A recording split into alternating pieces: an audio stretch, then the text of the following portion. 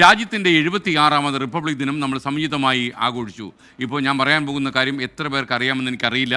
Republic ദിനം ഗോത്ര മഹോത്സവമായി കൊണ്ടാടുന്ന ഒരു ജനത കാസർഗോഡുണ്ട്. ദളിത് ആദിവാസി വിഭാഗങ്ങളുടെ സാമൂഹിക പുരോഗതിക്കായി നിലകൊള്ളുന്ന പ്രസ്ഥാനങ്ങളുടെ ഒത്തുചേരൽ കൂടിയാണ് ഈ ഗോത്ര മഹോത്സവം.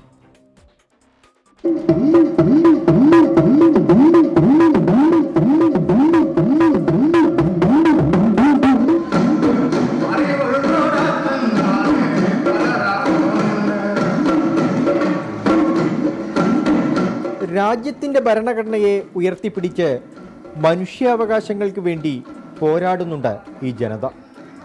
മലരും തേനും അരിവറുത്തതും കാട്ടുതച്ചിയും വെച്ചുള്ള ആഘോഷം.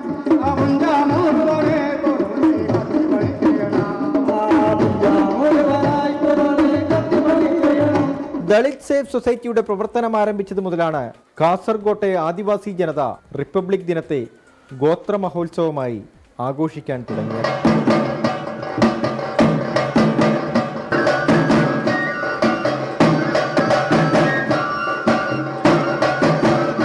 ഈ സംഘടനയുടെ സ്ഥാപകനായിട്ടുള്ള ബഹുമാന്യമായിട്ടുള്ള തത്വണ്ണൻ്റെ നേതൃത്വത്തിലാണ് പൊതുവേദികളിലേക്ക് നമ്മുടെ പ്രചരണം അല്ലെങ്കിൽ പരിപാടി എത്തിത്തുടങ്ങിയത്.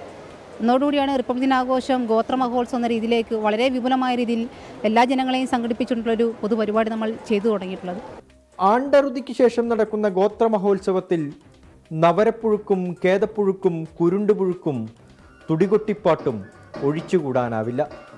ജനാധിപത്യ ധ്വംസനങ്ങൾക്കെതിരെ മനുഷ്യാവകാശ മൂല്യങ്ങൾ ഉയർത്തിക്കാട്ടി വരും വർഷവും ഇവരിങ്ങനെ ഒത്തുകൂടും. 24 കാസർഗോഡ്.